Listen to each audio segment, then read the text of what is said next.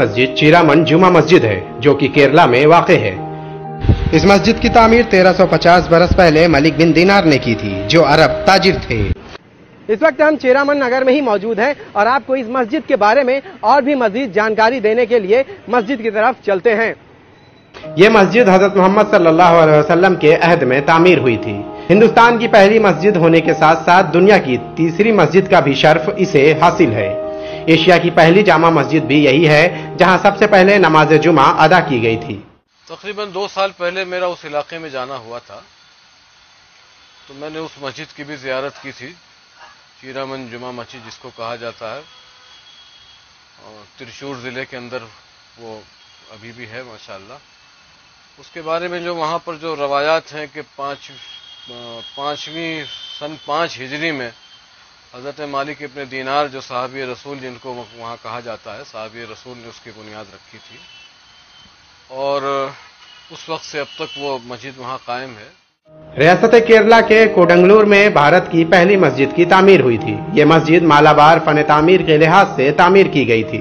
شمالی ہندوستان میں محمود غزنوی کی فتوحات کے بعد سے مساجد کی تعمیرات عام ہوتے رہے۔ اس مسجد کی تاریخ بہت قدیم ہے۔ یہ اس وقت کی بات ہے جب کیرلا میں چیرامن پیرومل کی حکومت ہوا کرتی تھی۔ اس وقت مالابار ساحل کے ذریعے عرب تاجر بھارت میں تجارت کی غرض سے آتے تھے۔ راجہ پیرومل کھانا کھانے کے بعد اپنے محل کی چھت پر ٹہل رہے تھے کہ انہوں نے شق القمر کا معجزہ دیکھا۔ یہ وہ واقعہ تھا جب حضرت محمد صلی اللہ علیہ وسلم کی انگلی کے اشارے سے چاند 2 ٹکڑوں میں بٹ گیا تھا۔ اس معجزے کے کچھ مہینے بعد ہی ملک بن دینار کے ہمراہ عرب تاجروں کا ایک جہاز بھٹک کر یہاں کے ساحل پر پہنچا اور اس بات کی جانکاری جب یہاں کے راجہ کو ہوئی تو انہوں نے عرب مہمانوں کی خوب خاطر تواضع کی اور انہوں نے شق القمر کے واقعے کا تذکرہ کیا اور آخری پیغمبر محمد صلی اللہ علیہ وسلم سے ملنے کی خواہش ظاہر کی۔ یہاں سے اس نے سفر کیا تھا مکے کے لیے باقاعدہ، اور وہاں جا کر کے رسول اللہ صلی اللہ علیہ وسلم سے اس سے ملاقات بھی کی تھی، ایسی بھی ایک روایت ہے۔ اور ایسی بھی ایک روایت ہے کہ جب وہ وہاں پہنچا تو رسول اللہ صلی اللہ علیہ وسلم اس دنیا سے تشریف لے جا چکے تھے۔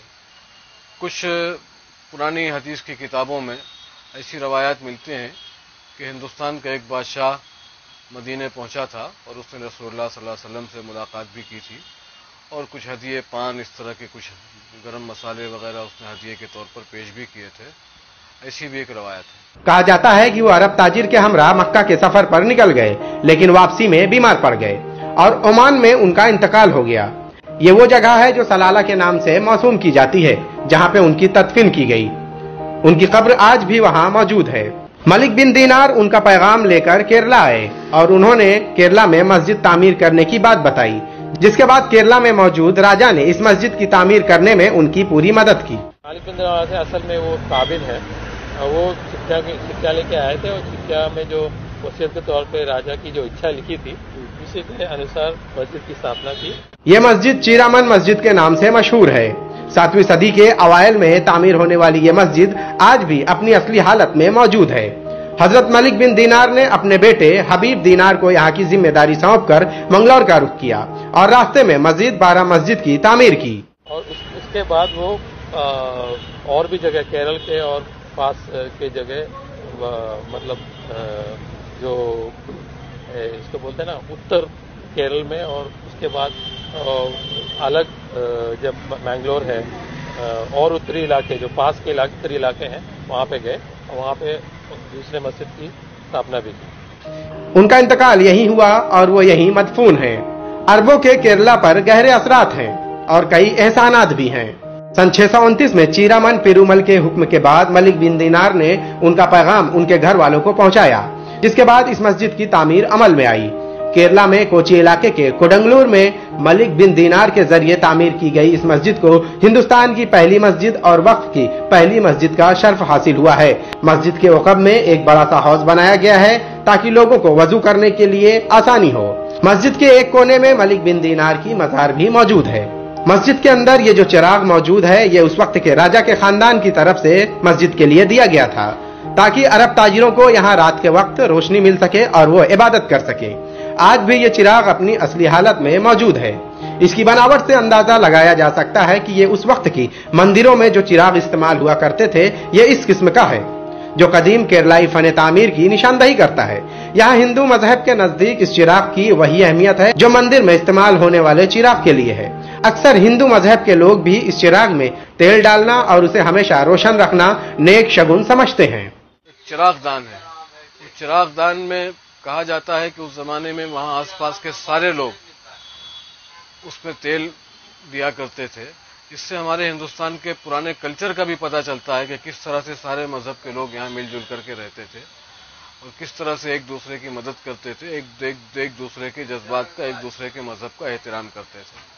आज भी वो मस्जिद अल्हम्दुलिल्लाह पूरी आन बान शान से कायम है और आसपास के लोग उसका बड़ा इकराम और एहतराम करते हैं। खास तौर पर ईदैन और जुमा के मौके पर एक बहुत बड़ी तादाद वहाँ नमाजियों की जुड़ती है। मोरखीन ने सिंध को बाबुल इस्लाम के दर्जे से नवाजा है, मगर जनूबी एशिया में इस्लाम सबसे पहले केरला में ही पहुंचा था। मस्जिद नबवी के बाद दुनिया में सबसे पहली मस्जिद इस सूबे में तामीर की गई थी। इस मस्जिद का मॉडल वजीर आजम नरेंद्र मोदी ने सऊदी फरमा रवा को 2 साल कबल अपने दौरे के दौरान तोहफे में दिया था। तारीखी एतबार से केरला और अरब के मरासिम नबी आखिरी ज़मा हजरत मोहम्मद सल्लल्लाहु अलैहि वसल्लम के पहले से कायम है। मोरखीन का कहना है कि राजा पीरूमल ने जब पैगंबर मोहम्मद के दस्ते मुबारक पर इस्लाम कबूल किया तो उसके बाद उन्होंने अपना नाम ताजुद्दीन रखा था। ये अलग बात रही है कि चेरामन राजा के जरिए बनाई गई इस मस्जिद को वो खुद न देख सके, लेकिन आज दुनिया भर में इस मस्जिद को काफी अहमियत और काफी इज्जत की निगाह से देखा जाता है, क्योंकि भारत की ये पहली मस्जिद है, इसलिए हर शख्स चाहता है कि इसे एक बार जरूर देखे। Desk report, Bombay links.